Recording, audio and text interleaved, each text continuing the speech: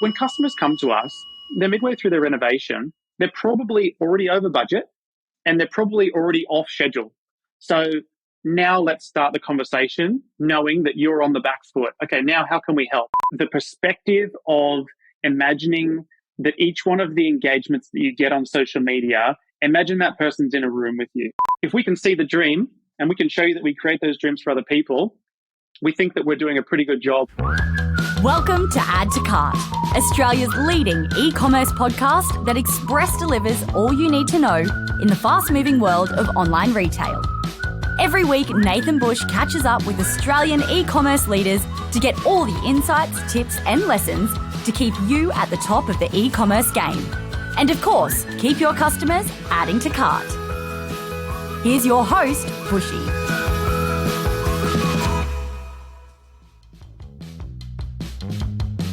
Some of life's most stressful events, like moving house or having a baby or trading through peak season, can actually be the most rewarding. And it's worth remembering that if and when you undertake a renovation, that is on the top of the list. My guest today is a seasoned renovator himself, and he knows only too well and aims to be a speedy, safe, and seamless piece in your renovation puzzle. Feels like we hear this from all the tradies, right? But our guest is actually doing it. Drew Mansur is the co-founder of TileCloud, an online D2C store transforming the often confusing and overwhelming tile buying process. With over 300,000 Instagram followers, that's 300,000 Instagram followers for a tile shop, and partners such as Three Birds Renovations, TileCloud provides inspiration and the goods to elevate your reno with minimum fuss.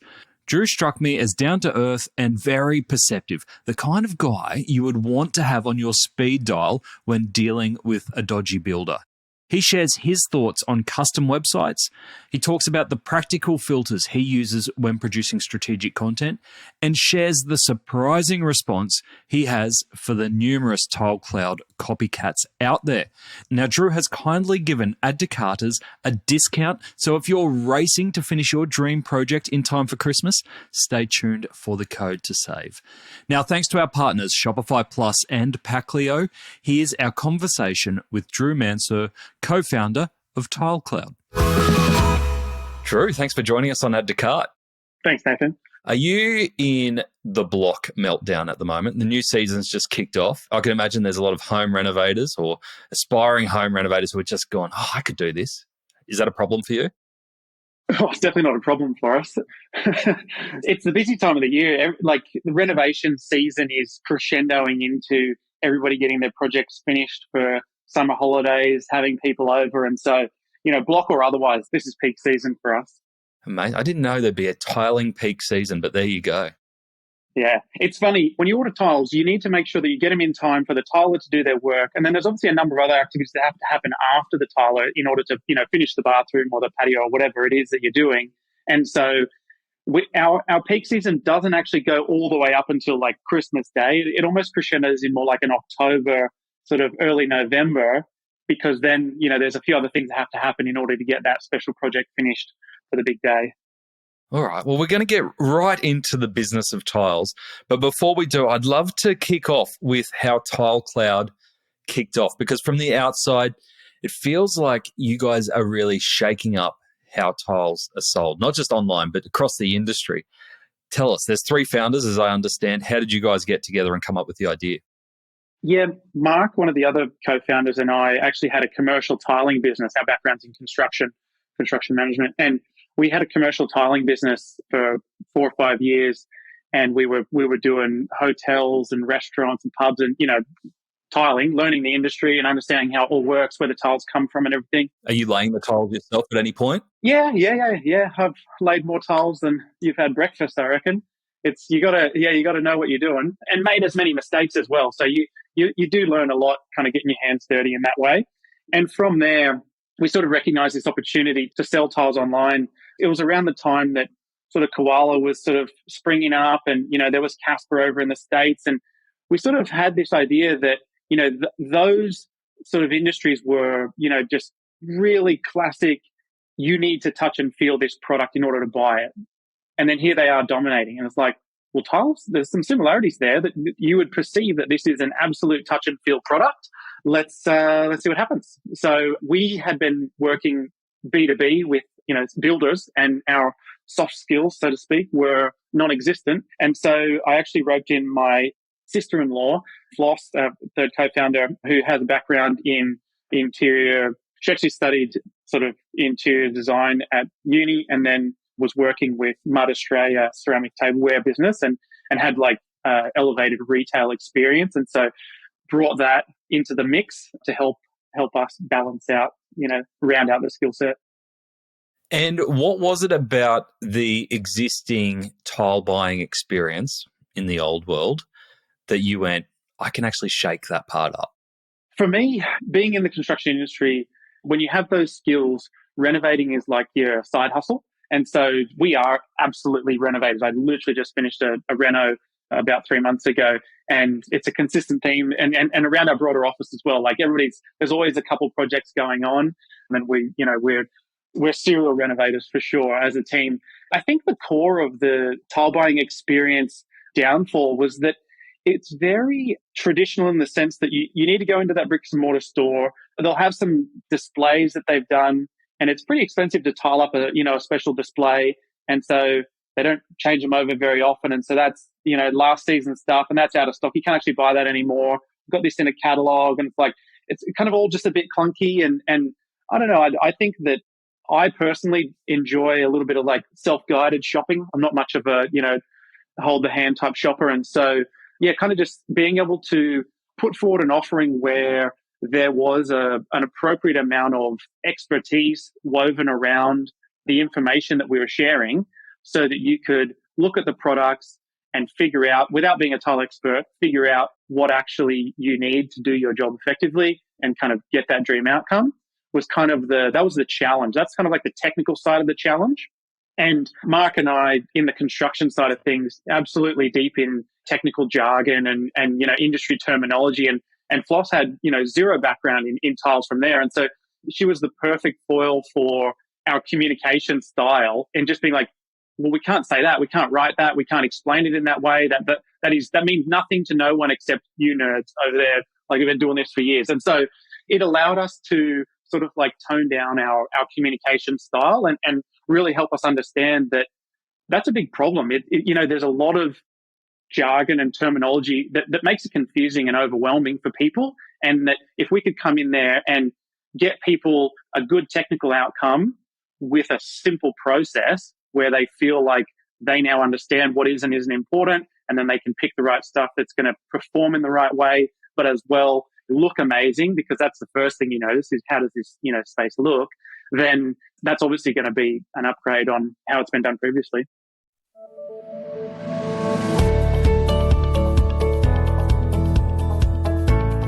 It's the calm before the storm. And unlike George Clooney in The Perfect Storm, spoiler alert, Shopify wants retailers to come out not just alive, but thriving, because it's a big deal, especially here in Australia. Last year, Australian merchants ranked third globally in Black Friday, Cyber Monday sales volume. What an opportunity. So if you want to maximize your share of the peak sales this year, use this time before the storm to download and read Shopify's peak season playbook. They've got 10 experts, including me, to share their tips on how to maximize sales at this time. So put on your life jacket and get your hands on Shopify's free peak season playbook. Download it at shopify.com/plus/guides/peak sales season 2023, or just follow the links in the episode show notes from the device you are on. Land ahoy! I love that you were inspired by Koala, obviously taking something that's really difficult, that's traditionally difficult to sell online, and going, actually, there is a market for this online. To me, it's the equivalent of trying to sell jeans or swimwear in the fashion industry online. It's kind of the stuff that you always thought you had to go on and try on and see if it actually fit you. When you were starting out and going, yeah, we can sell tiles online, and I get that there will be limitations with the touch and the feel. What techniques did you use initially to help convey that in-store experience and get customers confident with you online to be able to purchase for that first time? It's funny, like somebody coming in and buying tiles online is not going to be a gateway purchase to becoming an online shopper. It's just not going to happen. So we knew that our customers were going to be coming to us with our online shopping experience, probably from retail, fashion, those kind of spaces. And we wanted to make sure that that customer felt familiar and comfortable in our sort of buying experience. And as a starting point, if you think about what options you've got, obviously it's fairly obvious that if we can get some of this product into their hands, then they can kind of connect the dots between putting some money into the internet and actually getting something to come back out of the thing at a relatively de-risked price point. And so, we came up with the sampling service. It's $15 for 5 samples delivered to your door, and they're little coffee coaster sized pieces of the tile where you can feel the texture and see the actual colors and look at the print quality, that sort of stuff. And the website imagery is where you can see bigger projects and like full rooms and at scale. And so it's like between seeing the physical thing and kind of like seeing what it would look like in a bigger space, we thought that was kind of like the right way to balance out sharing what information needed to be shared to build the confidence. That's the way I came across you guys to start with. We were doing a renovating project here and I found your sample tiles on our kitchen counter. And I was like, oh, that's interesting. And I talked to my wife, Sarah, about it. And she was like, yeah, it's really cool service because you can actually get your hands on it. She explained it. And I was like, oh, yeah. And then I went on the website, beautiful website. What kind of percentage of customers do you see ordering samples first? And then are you able to share what kind of conversion you get off the back of the samples? Yeah, sure. So probably like about 90% of our customers will order a sample. And the sample to full order conversion rate is a very tricky number for us to track. And shout out to Shopify if you're listening. We could use more help in this department. As you can imagine, one of the things that Shopify uses to connect customers is their email address. And so we obviously have that. But in this scenario, our purchasing journey is a longer one. There's a consideration phase where people are thinking about it, talk about the tiles with their partner. You can kind of be on this sort of tile purchasing journey for, weeks or, even months. And there's plenty of opportunities to switch email addresses. You might be browsing at work on your work email and order at home off your Gmail, or your spouse might do the ordering and you've done the browsing, or even you've done the browsing and the builder does the ordering. And so there's all these places for that sort of like, identifier to come a cropper. And so we do know that it's an imperfect number for us, and we probably think we're capturing about half of the connected identifier to identifier instances relative to what's actually out there, which is, something that we're working on. And what that means for us actually though is it's still a useful number for us to track, but it's not an absolute number. Like if we can see that 20% of customers are, sampling and going through to a full order in that way, and we know that there's others that get untracked, as we affect that number, up or down, as we change processes around it, we're more just monitoring relativity as we move it up and down rather than knowing this is the exact number until we get a better picture of that. But still something to figure out there for sure. It works, right?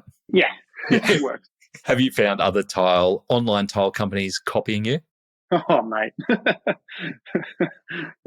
We try not to spend any energy thinking about it because we know that it takes a lot of effort and energy. And I think the first time it happened, it was like a word for word for our sample blocks and the card that's in there and all this stuff. And we were sort of just sitting there and we're like, it doesn't feel good. What do you do about it? Do you complain on social? Do you be like, guys, they're copying us, whatever? And it's just like, nah, just focus on what we're doing. And guess what? We're probably on to the next thing by the time they've got, the last thing sorted out. And that, it must be exhausting to follow along. So I don't know. Good luck to them. I love it. You have got an amazing social following. So I think 5 years ago, you said there's going to be this tile retailer online that has over 300,000 Instagram followers who love their posts and get really involved in it. People go, tiles is not going to work on social. What's been your secret to getting such an engaged following? I think it's probably a Gary Vee type concept around the perspective of imagining that each one of the engagements that you get on social media, imagine that person's in a room with you. Like if you put a post up and 10 people give it a like or a thumbs up or something. If you stood in a room and like held up a sign and were like, check this out, guys, and then like 10 of them were like, love it, like you would be like, whoa, we got something here, 10 people, wow, this is something. And if you can have that perspective on each of the interactions that you have with people on social media, whether they take the time to write a comment or share it or whatever, and for us to be able to be attentive to answering questions or encouraging the community, like that's how you build a community, right? And I know that we at various times in the business have adjusted the amount of focus that we've had on community engagement, specifically around being active in there. And it has had the number one direct correlation with follower growth, more so than quality of content, which I think would be a little bit counterintuitive to most people. When you're thinking about that kind of engagement, when you're creating content, are you coming at it through a product lens, or are you purely thinking we've got to give renovation content, and then if they happen to buy tiles off the back of it, then that's a bonus?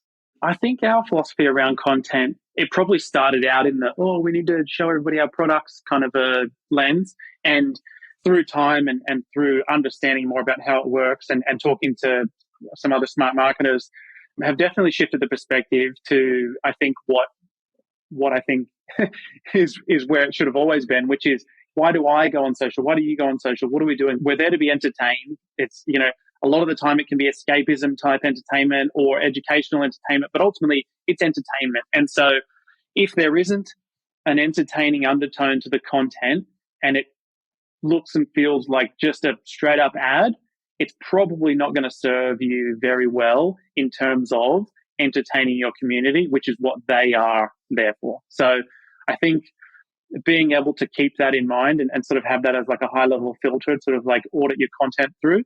It's so simple, right? Like, would I watch this? Scroll. Would I watch this? Yes, no. That's the only test you need. Is there any piece of content that you've released that you've like, whoa, that worked its butt off? Oh, yeah. We did a which bathroom would your partner choose, which was like a, share with your spouse kind of a one, which went parabolic for no apparent reason. Like the edit was ordinary, I thought. The audio was nothing special. And it just really went hard. And I don't know whether it was like a function of timing or what, but like still struggle to place the finger on exactly what it was that went well. And I think that we are definitely getting better now at strategically creating content that we know will perform well. And back to my previous point, like most of the time it is literally just, would I watch this thing? Like 9 out of 10 of our best stuff will pass that test. And it's probably only 10% that's in the rogue, why did that do well kind of a category. It's an interesting mix, isn't it? Because, you just described that piece of content as, I thought it was pretty ordinary. I didn't expect it to do huge things. And then saying, well, we've got to be strategic about it, but you can't be too strategic with it because you've got to allow for those moments of the pieces of content that aren't as polished or aren't as proven, because you never know what they might do, right? It's a good call out, because it's like, when you talk about like strategic content, it almost makes it sound like clinical and like premeditated. But when I think about strategic content, I just think about like running it through that bigger filter of, is this entertaining? And that can be scrappy entertaining, it can be polished entertaining, inspirational entertaining, educational entertaining, all those. But like the strategy is it something I would actually watch? Then you bring partners into the mix. So you've got some amazing partnerships. Three Birds Renovation is one that you really highlight. How do you identify which partners are right for TileCloud, and then any secrets to engaging them to make sure the content aligns with the entertaining filter that you put over the top of it? Three Birds one was pretty natural. We reached out to them when they were working with a different partner and said, we love what you guys are doing and we would love to chat to you next time you're thinking about the changing of the partnerships. They do like a project by project kind of a deal. And I think that it was just a good people fit. Like we got along really well with them and so that was pretty natural. But I guess the behind the scenes of why they were a good partner to begin with, other than obviously they are, a dominant presence in the renovation inspiration space here in Australia and, increasingly in the world. I think that the underlying factors of that are, number one, it's the same target audiences, which is the obvious one to say. But I also think that it's interesting to identify influencers that that are obviously already going to be talking to your customer, but when you put them on a scale of like sort of like functional versus aspirational, that they would probably skew a little bit aspirational. And so it's like, it's the elevated version of what, our customers' life, they would like to see their life be. And I think that that's kind of the sweet spot. And you can go too far into like unattainable, luxury. And similarly, you can go too down to earth and it's like, that's a little too relatable. If you took an influencer whose content was maybe a bit more about like the day-to-day struggles of parenting or whatever, like that's a relatable thing for our audience, but it's not an aspirational relatable. It's like, it's just, flick your partner a meme and then chuckle about how much sleep you haven't got and then, carry on. And then cry into your pillow. Yeah. And it's, 100%. Like they are absolutely same target audience, but not aspirationally compared to, and then if you swing all the way to the other end of the spectrum and it's like our audience might also be following, maybe some travel influencers and, that are, it's Dubai and then it's skiing in the Alps and it's, this, that, and the other. Like that area up there is also not really attainable, inspirational. And so if you come back into the middle zone, upper middle, I think that's where everybody wants to be. And that's where they want to see themselves, is where they're at plus a bit. I like that word, attainable inspiration. I saw, just off topic for a little bit, but there was some research that came out this week around the top influencers in the world and how much it cost them to post. And Ronaldo was on top. It was something like $5.3 million per post of his. That's not mucking around. Yeah. No, he's not mucking around. What I liked about what you were saying about Three Birds Renovations partnership was that there was a real connection there for you in the types of people that you are. Is that saying that you guys actually meet up and talk and discuss and in person, not just kind of through an influencer agency? We don't work with agencies. We manage all that stuff directly. So even now, like social is so important for us, and most like inbound opportunities of that nature will come through social, through DMs or something like that. It's still Floss, co-founder, who is on the other end of that. So it's a critical part of our business and not something that we see as outsourceable for sure. Makes a lot of sense. Now, I saw that you, as well as D2C and changing the game around D2C tile buying, you've also got a B2B offering. How new is that? Yeah, it is new. It is new for us. When we started, it was all about, what does the retail customer want? And I think the look and feel of our website really speaks to that.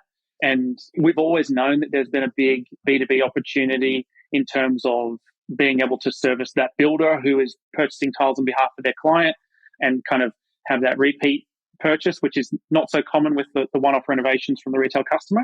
And I think that we sort of, it's literally been there from day one as an opportunity, but we almost didn't give ourselves permission to go after it because we felt like we hadn't mastered the retail yet. And so it's like, you need to nail this before you earn the right to go and chase another opportunity. And so I think that was kind of the thinking why we've been slow, if you can call it that, to service this customer better. But now we work with Shopify, and there's a sort of like an expansion site, which is a different version of our website behind closed doors that the builders can get in there and see the stuff that they want to see.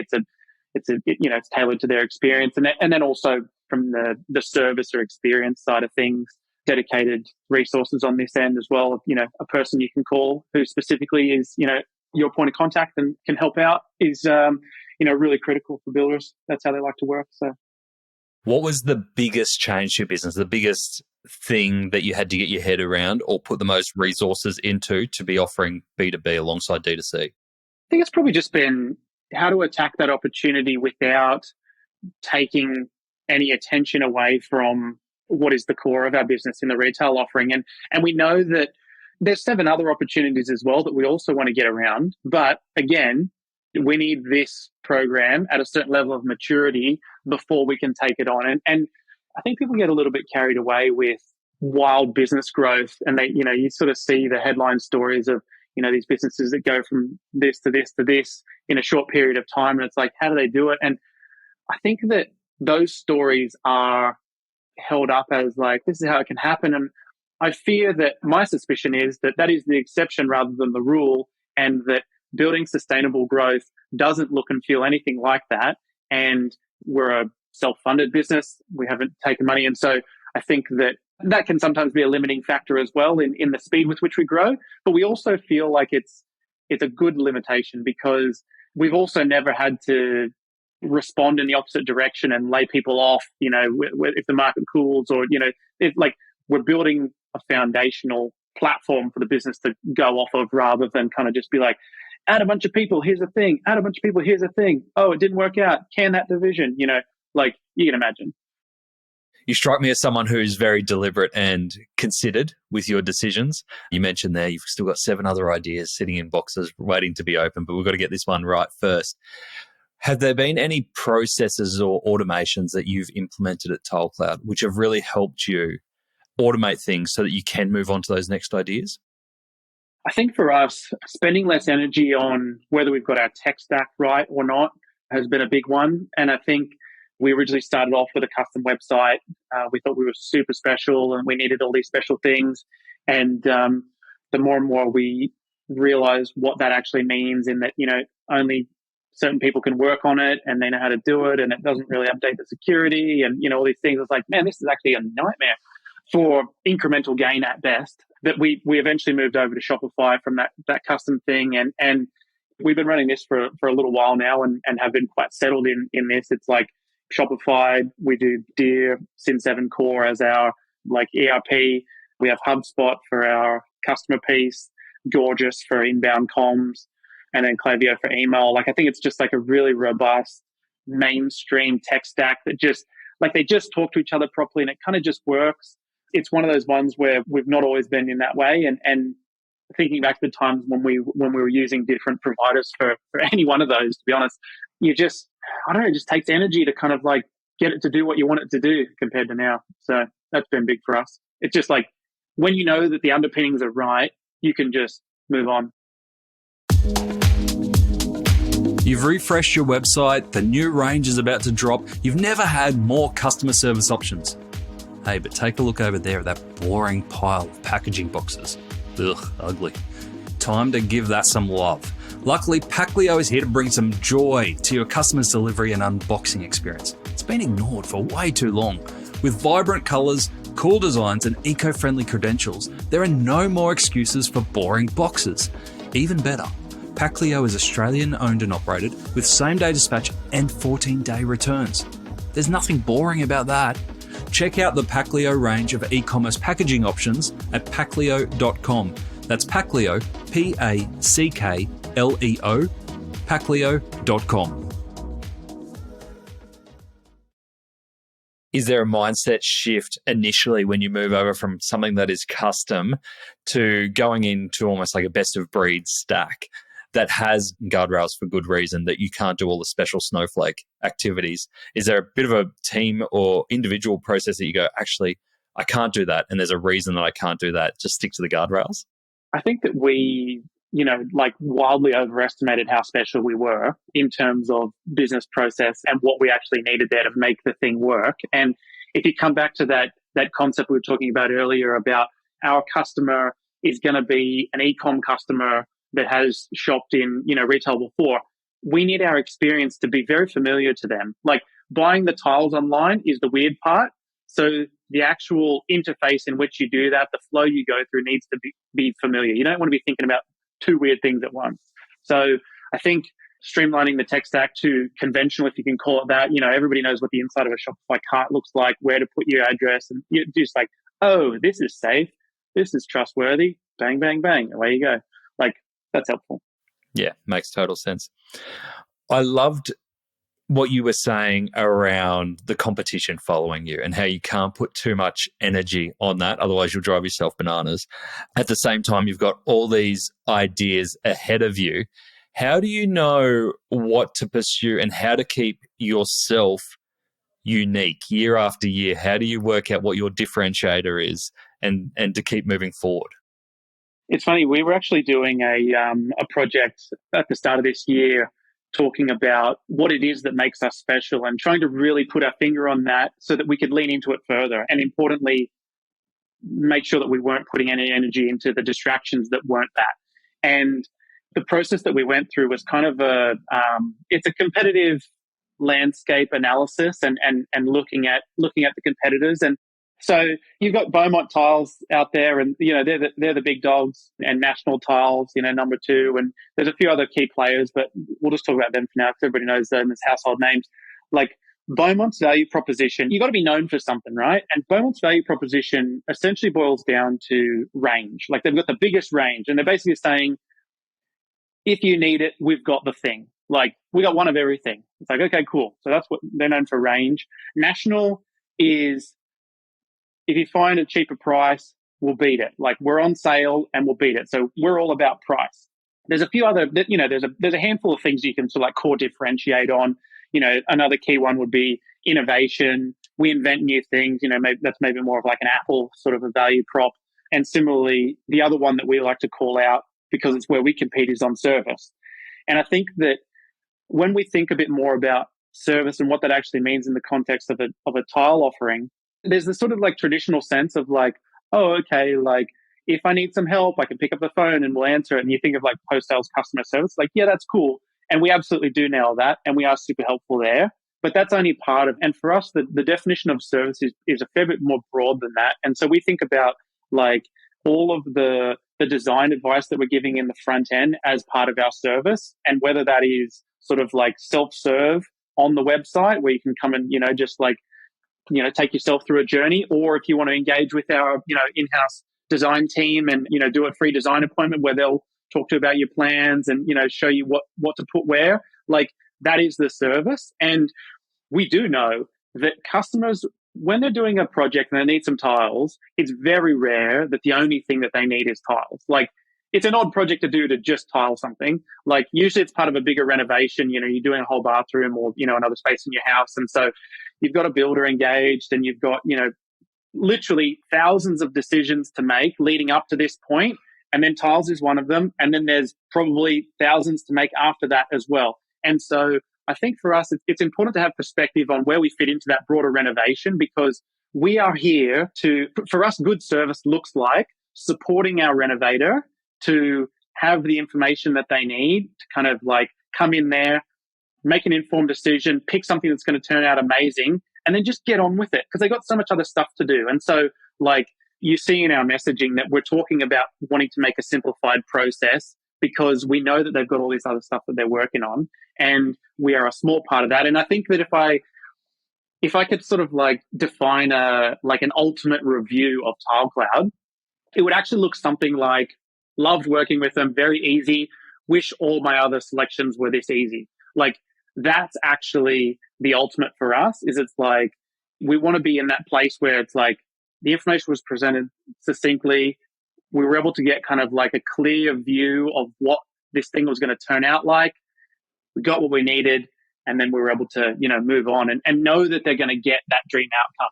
And so as we were doing this process and kind of looking at what we were known for and understanding how service is the core of our business, that everybody has, and when you did your renovation, I'm sure you would have felt this as well.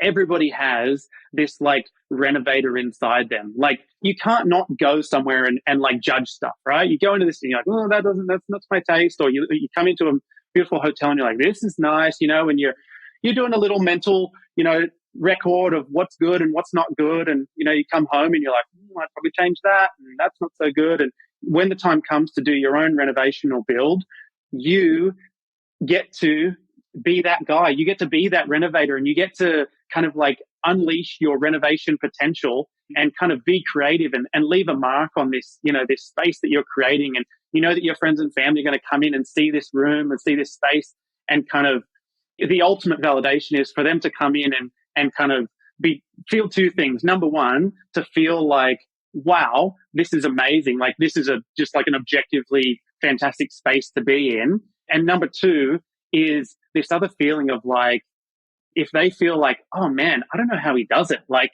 I don't know how he's running the podcast and he's got his, recruitment and he's done this renovation as well. Like that is the underlying ultimate feeling for you. And for us, we can support our renovators and help them accomplish that by just being this sort of like trusty sidekick that sort of like leads them through and helps them get those dream outcomes. You make renovations sound so fun. It almost inspires me to go again. Kind of like having another kid.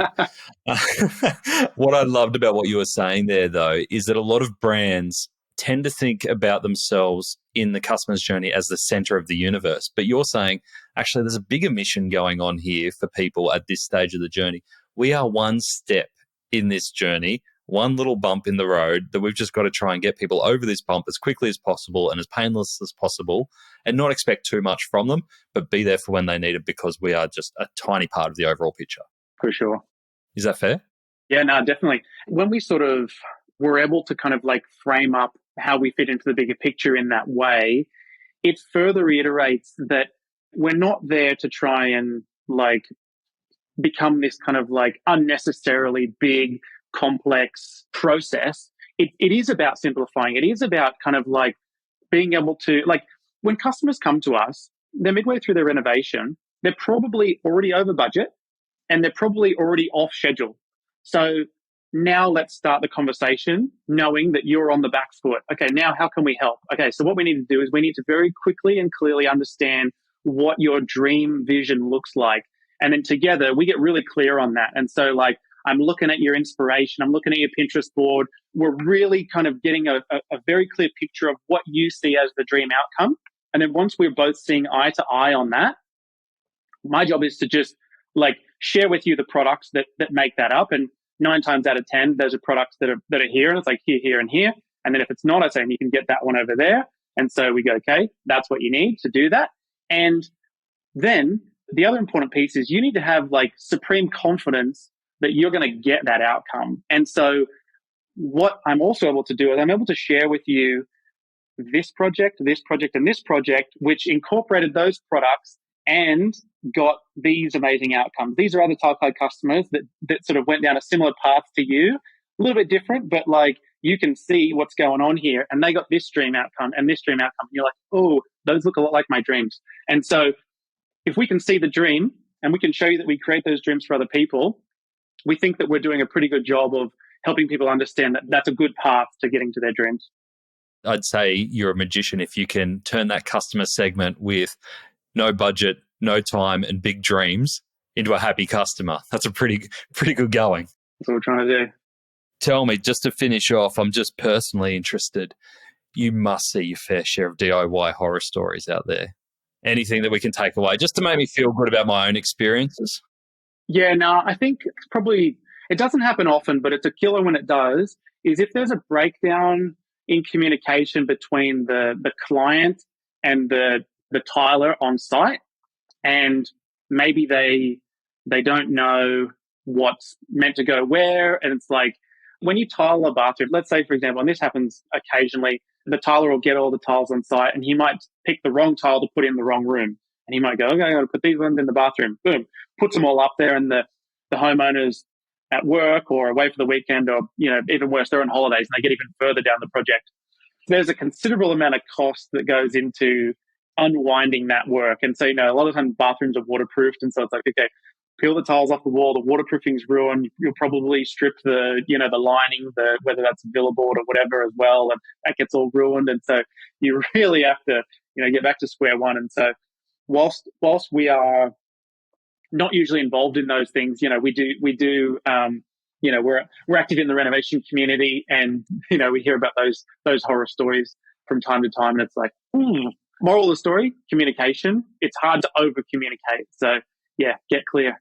We had that same problem with ours, and it was a communication problem. Our builder thought the tiles were kind of a foot by foot big, but they were actually tiny little tiles. So quoted up his time and his efforts based on these big tiles, and they were actually tiny little tiles that took him a lot longer. So it was an awkward situation for a while, but we got through it.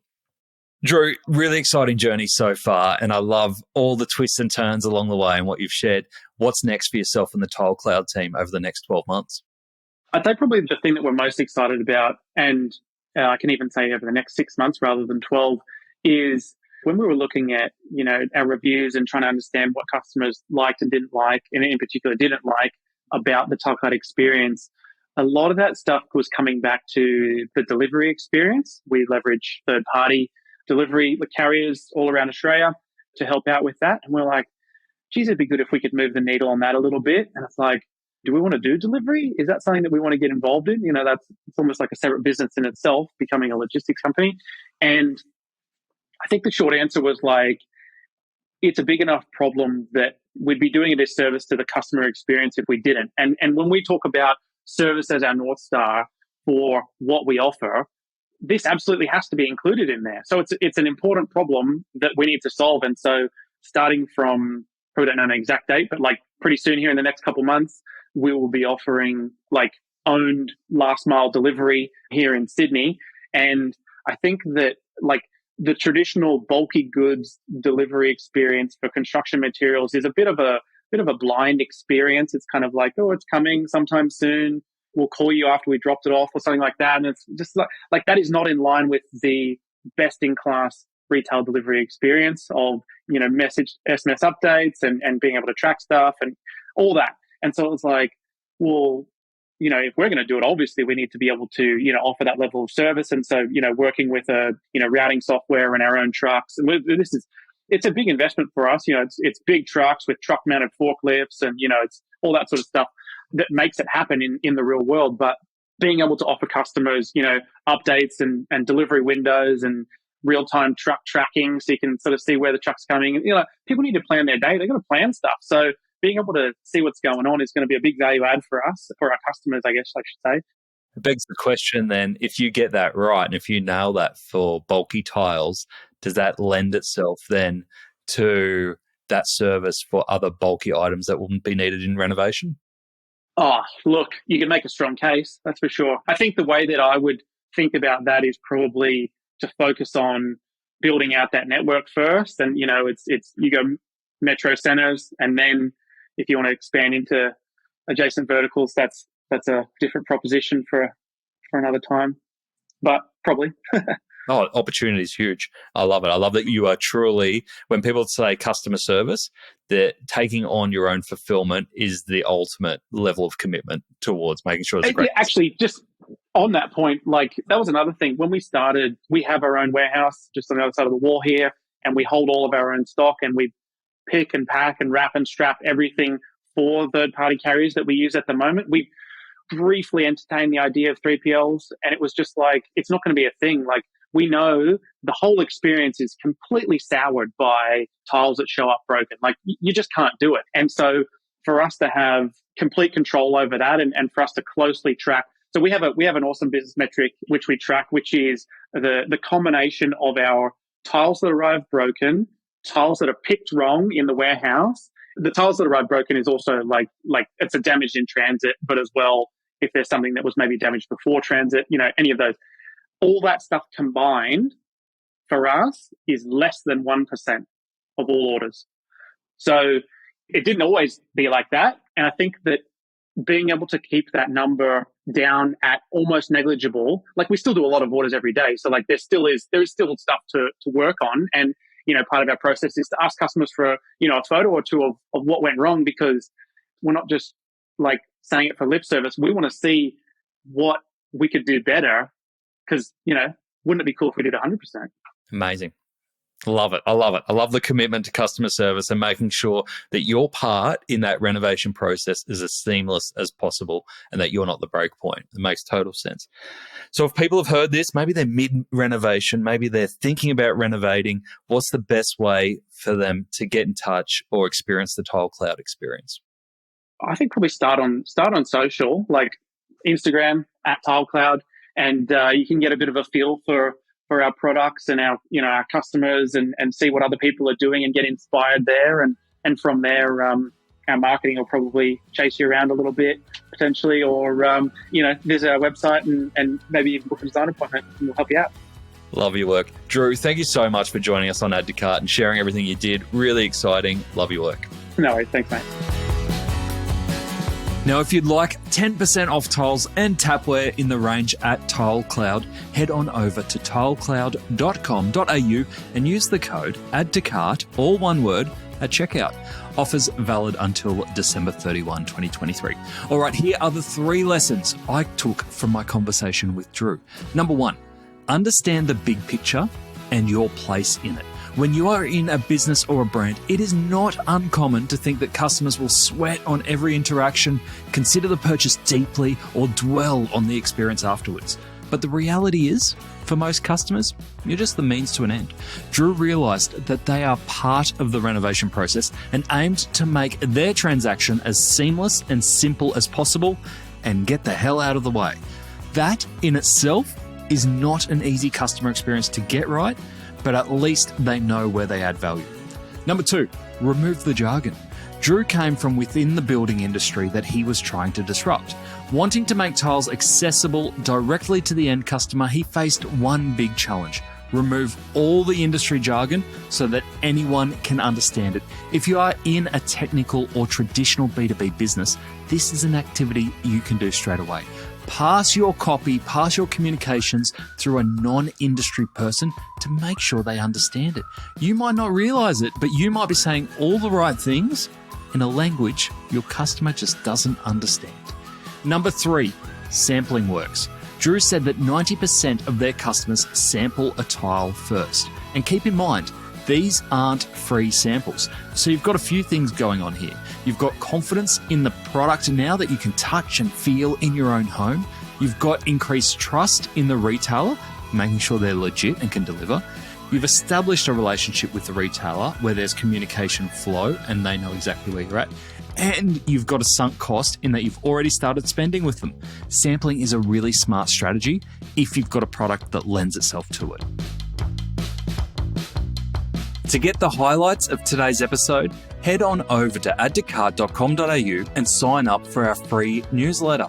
Each Tuesday, we will send Monday's episode summary, links, and discount codes for you to go next level on.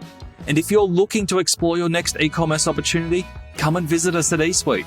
We're a dedicated e-commerce talent agency connecting the best e-commerce talent with the fastest growing brands in Australia. Head on over to eSuiteTalent.com.au where you can download the free e-commerce salary guide and sign up to our weekly e-commerce job emails. Thanks for listening, and until next time, keep those customers adding to cart.